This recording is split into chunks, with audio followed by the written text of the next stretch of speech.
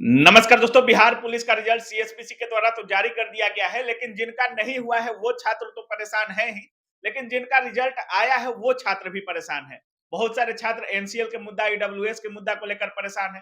तो 10 लाख 11 लाख छात्रों का कहना है कि मेरा रिजल्ट आखिर नहीं हुआ, तो क्यों नहीं हुआ? हमें जानने का हक है। आयोग कट ऑफ जारी नहीं कर रहा है, आंसर की जारी नहीं कर रहा है, नॉर्मलाइजेशन का आधार नहीं बता रहा है। क्या कुछ होगा? एक सुनने में आ रहा है कि दिसंबर के पहले वीक से फिजिकल भी चालू हो जाएगा। तो इतने कम दिनों में किसका एनसीएल बनेगा, किसका ईडब्ल्यूएस बनेगा? इतने कम दिनों में 10 से 12 दिन में क्या ही होने वाला है। और आप लोग को तो पता ही होगा कि कोई भी कागज बनवाने जाने पे ब्लॉक में क्या स्थिति होता है। इस पूरे मुद्दे पर बात करने के लिए हमारे साथ प्लेटफॉर्म के जाने माने सर संजय सर हमारे साथ हैं। सबसे पहले सर स्वागत है आपका। बहुत-बहुत धन्यवाद भाई आपको कि आप हर तरह से बच्चों का जो समस्या है उसको उठाते हैं, इसके लिए आपको तहे दिल से धन्यवाद। सर शुरू से देखा जाता है हर आयोग मतलब रिजल्ट एग्जाम लेता है, रिजल्ट जारी करता है, लेकिन बिहार पुलिस एक ऐसा आयोग है सीएसबीसी, शुरू से विवाद होता है सर। कभी पेपर लीक हो जाएगा, कभी रिजल्ट में गड़बड़ी आ जाएगी। ये कब सुधरेगा सर? मान लीजिए 12 लाख के आसपास लड़कों ने एग्जाम दिया, 11,94,000 के आसपास एग्जाम दिए हैं छात्र। तो जिनका नहीं हुआ है उनको तो जानने का अधिकार है सर कि मेरा नहीं हुआ तो क्यों नहीं हुआ। और वो छात्र रोज फोन करते हैं, कमेंट करते हैं, सर कट ऑफ कब जारी होगा, आंसर की कब जारी होगा, नॉर्मलाइजेशन का आधार क्या है? क्या कुछ बोलिएगा सर?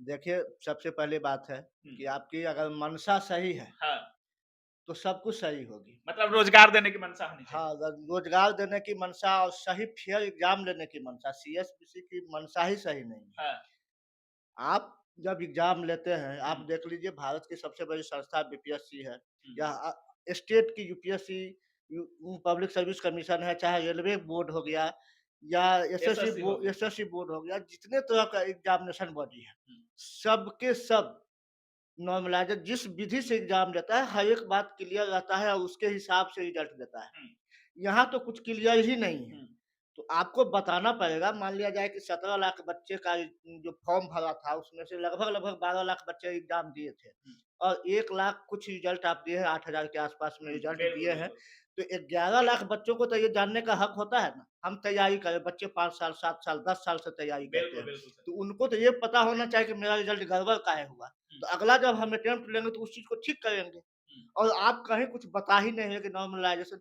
इतने बहुत सारे छात्र तो ये कह रहे हैं सर कि सेटिंग वालों का अंदर से सेटिंग हो गया है, कहीं-कहीं से रोल नंबर उठा करके छपवा दिए हैं कि रिजल्ट यही रिजल्ट हो गया। अंदर से सेटिंग हो गया। बहुत सारे लोग कह रहे हैं कि ओएमआर जो लोग खाली छोड़ के आए थे, अंदर से उन लोगों का ओएमआर रंग गया है और सेटिंग पे रिजल्ट हुआ है सर। मतलब ही यही निकलता है। मतलब ही ऐसा नॉर्म ही हुआ है। मतलब ही यही निकलता है चूँकि नॉर्मलाइज़ेशन का रेलवे से बड़ा बोर्ड तो कोई है नहीं। बिल्कुल, सबसे ज़्यादा बहाली करती है, सबसे ज़्यादा एम्प्लॉयी है बिल्कुल, बिल्कुल। और उसका जो नॉर्मलाइज़ेशन का प्रोसेस आप देख लीजिए, कहीं भी आप दाग नहीं लगा सकते हैं कि कहीं हुँ, पे कुछ गड़बड़ी हाँ, हुआ है और सब चीज़ स्पष्ट हुँ, कट ऑफ तक जैसे आंसर शीट तक जारी हो जाता है। बच्चों को पता चल जाता है कि मैंने कहाँ गलत किया है, किस हुँ, क्वेश्चन को गलत किया है। बच्चे कभी-कभी एग्ज़ाम देते हैं तो वो मिस करते हैं, रंगना कुछ है, रंग दिया कुछ। हुँ। वो कॉन्फिडेंट में रहते हैं कि मैंने सही बना के आया। जब आंसर शीट जारी होता है तो उनको पता चल जाता है कि मैंने यहाँ गलत किया या है। किसी आंसर को छात्र सर अपने अनुसार सही मान रहे हैं हुँ। और आप उसका दूसरा आंसर सही माने हैं।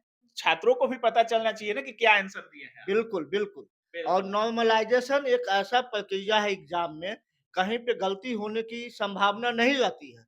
तो आप उसको स्पष्ट कीजिए, आपका जो प्रोसेस है नॉर्मलाइज़ेशन का इसका कुछ पते नहीं चलता है, तो इससे सबका शक और शंका बढ़ जाता है हुँ। कि कहीं न कहीं आयोग द्वारा कुछ न कुछ गलत तरीका अपनाया जा रहा है। एनसीएल है, तो बच्चों को आप समय नहीं देंगे एनसीएल बनाने का, अब जिसका नहीं होगा। बिल्कुल सर, जिनका रिजल्ट हुआ है वो परेशान है। अब बताइए कि कहा जा रहा है कि दिसंबर के पहले वीक से फिजिकल चालू हो जाएगा सर और फिजिकल के दौरान ही डॉक्यूमेंट वेरिफिकेशन करा लेता है सीएसपीसी। तो इतने कम दिनों में कैसे एनसीएल बनेगा? आयोग का कहना है कि नोटिफिकेशन से पूर्व का एनसीएल होना चाहिए। तो छात्र तो बना के रखते नहीं है सर, जब उनको पता चलता है कि मेरा रिजल्ट हो गया, तब वो लोग डॉक्यूमेंट बनाने जाते हैं सर। तो एनसीएल को तो लेना चाहिए, जो नया एनसीएल बनवाएँगे छात्र उसको भी अलाउ करना चाहिए। बिल्कुल करना चाहिए। ये देखिए, अब जो एग्ज़ामिनेशन बॉडी है हुँ, उसका अपना अधिकार होता है, हुँ, ठीक है? हर चीज़ पे हम कलम नहीं उठा सकते हैं, लेकिन सहूलियत आपको देना पड़ेगा। एनसीएल अब जिस बच्चे का रिज़ल्ट नहीं हुआ, तो पहले से एनसीएल बना के क्यों रखेगा? हुँ, और कोई भी डॉक्यूमेंट बनाने के लिए आपको समय देना पड़ेगा। एनसीएल एक ऐसा और हमारा जो आपका ब्लॉक में व्यवस्था है, बिल्कुल, आप बिल्कुल। जाइए जूता तुड़वा देगा, घूस देने के बाद भी जैसे नहीं बनाता है, पैसा लेता है, फिर भी नहीं बनाता है। और कम समय दिन में तो पॉसिबल और नहीं।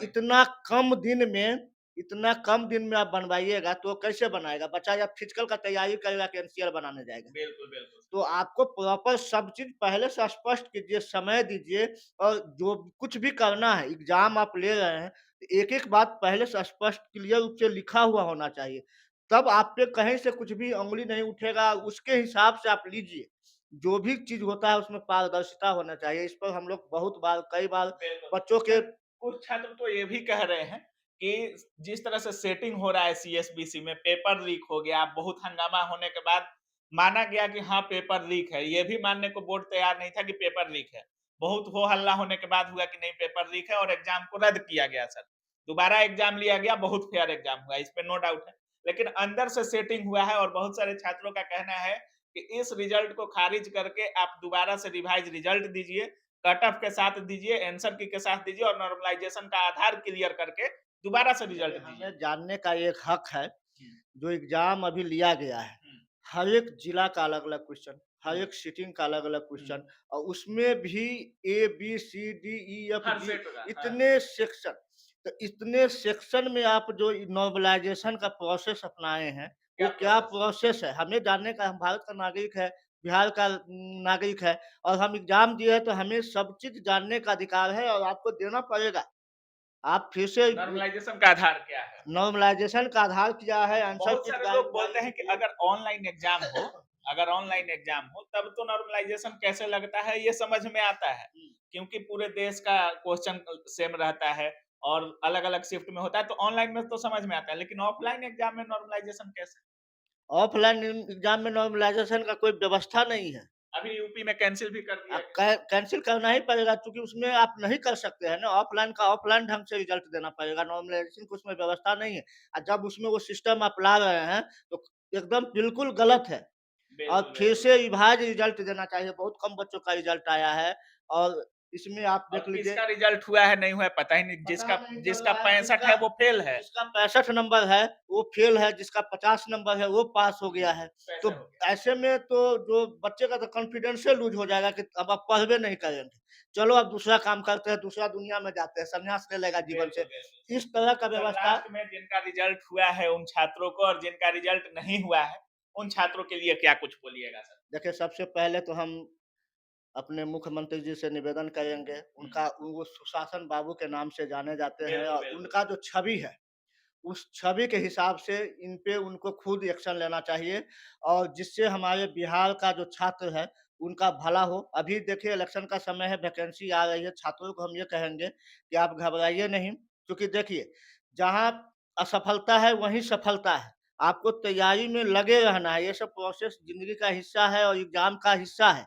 आपको उस सब पर चीज़ों पे अपनी गंभीरता को रखना, अपनी बात को रखना है। उस चीज़ पे भी ध्यान देना है, लेकिन तैयारी में कहीं भी आपको कमी नहीं होना चाहिए और इतने तरह की वैकेंसी अभी आ रही है कि युवाओं के लिए काफ़ी अपॉर्च्युनिटी है और बिल्कुल, युवा बिल्कुल। हमारे निराश नहीं हो, हम लोग उनके साथ हैं और और पारदर्शिता हो एग्ज़ाम में। हाँ, एग्ज़ाम में पारदर्शिता हो, जितने तरह का एग्ज़ाम हो, उसमें एकदम पारदर्शिता हो चूँकि सबके पास में पैसा नहीं हो सकता है कि जाके खरीद लेगा किसी को, सबका बिल्कुल, बिल्कुल। पहुँच नहीं है, सबको सब स्वरोज़गार नहीं कर सकता है, तो सबको नौकरी चाहिए जीवन जीने के लिए और सरकारी नौकरी एक ऐसी व्यवस्था है जिसमें सिक्योरिटी है। तो हम बिल्कुल, बिल्कुल। बिहार के लोग मैक्सिमम रोज़गार पर जोर देते हैं, सरकारी नौकरी पर जोर देते हैं, ऐसे में इस तरह का व्यवस्था आ जाएगा, तो सबके सब सवाल हतोत्साहित तो उठेगा सर। और ख़ास करके पुलिस के एग्ज़ाम में, तो पुलिस ही के एग्ज़ाम में जब प्रशासन ही ऐसा गलत काम करे, तो प्रशासन पे से तो भरोसा ही उठ जाएगा। बहुत-बहुत धन्यवाद सर छात्र हित में बात करने के लिए। धन्यवाद। तो बाकी आप सुन रहे थे हमारे साथ संजय सर थे और सर का साफ कहना है कि जिनका रिजल्ट हुआ है उनके लिए तो बहुत-बहुत बधाई है, लेकिन जिनका नहीं हुआ है उनको जानने का अधिकार है कि मेरा नहीं हुआ तो क्यों नहीं हुआ? कितना कट ऑफ गया है, मेरा इतना अंक आ रहा है, हम छठे हैं तो कितने अंक से छठे हैं? बाकी सर का साफ कहना है कि रिवाइज़ रिजल्ट दे दीजिए, कट ऑफ के साथ दीजिए, आंसर की के साथ दीजिए, नॉर्मलाइज़ेशन का आधार बता दीजिए भाई कि किस तरह से आपने ऑफलाइन एग्ज़ाम में नॉर्मलाइज़ेशन यूज़ किया है, उसका आधार क्या है, मॉडल क्या है नॉर्मलाइज़ेशन का? बाकी सर का साफ कहना है कि थोड़ा समय एनसीएल के लिए छात्रों को देना चाहिए, पुराना वाला एनसीएल भी लागू होना चाहिए। बाकी आप क्या कुछ सोच रहे हैं इस पूरे वीडियो के बारे में अपनी राय कमेंट सेक्शन में जरूर रखिएगा। आप देख रहे थे काबिल न्यूज। जय हिंद।